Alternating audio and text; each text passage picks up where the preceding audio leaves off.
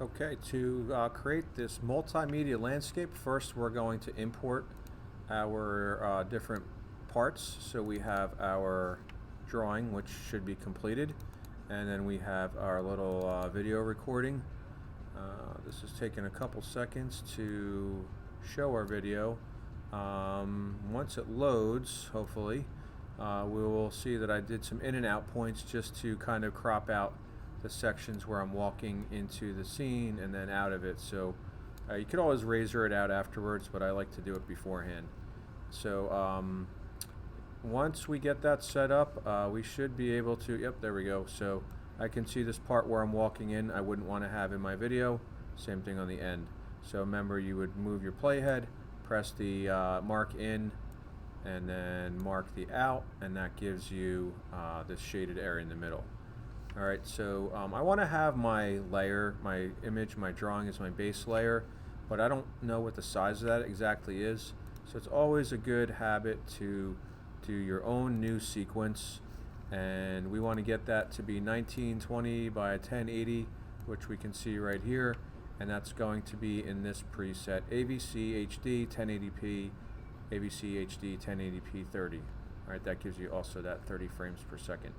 So we could always name this Multimedia Landscape. That way when we go to export, it'll automatically have that name there. Alright, so that gives us our frame size. We will then bring in our picture. Alright, we can right click, scale it to frame size, so that fits there. Then I'm going to bring my video in, so that's going to be this clip. Alright, I can adjust my background to fit to that. And then to get that to key out, first we'll crop it to remove any of the extra stuff in the studio here. So we search in our effects, we drag it to the video clip, which is on our top layer, and then in our effect control we can crop out the left side and the right, maybe even a little bit, actually the top's not too bad, the bottom. Try to get as even of an appearance as possible in there. Alright, so now we have it cropped, and then we will also apply the Ultra key. So Ultra finds that, we drag that onto our video, and we use the eyedropper to sample the color. It got rid of most of that. Let's see, if I go and look, if I hide this, I can see a little bit more.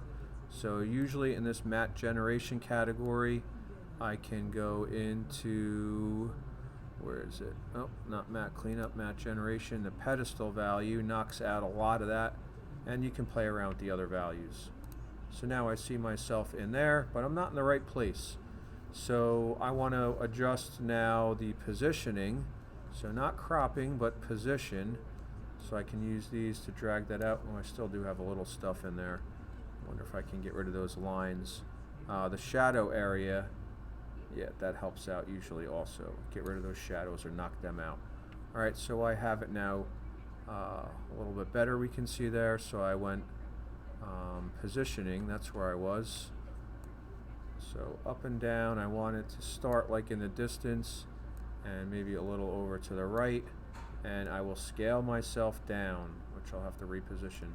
So I'm going to give the appearance that I'm walking towards this, or getting kind of bigger with that.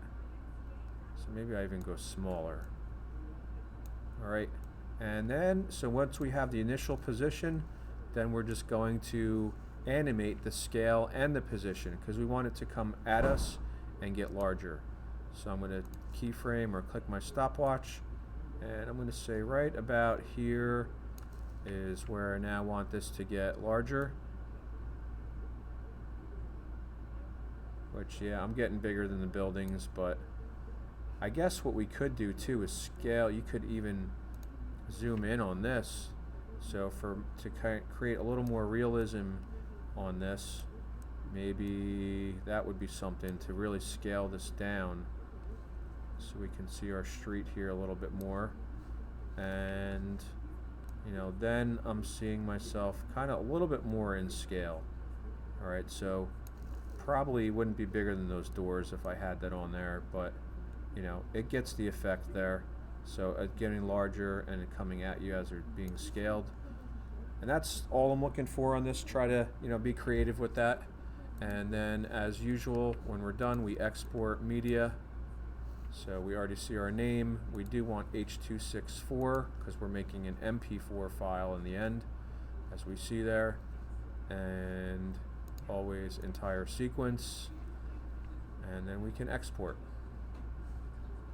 So that's it. That should get you through that whole process if you forget in Premiere, and creating a pretty cool combination of digital art and video production.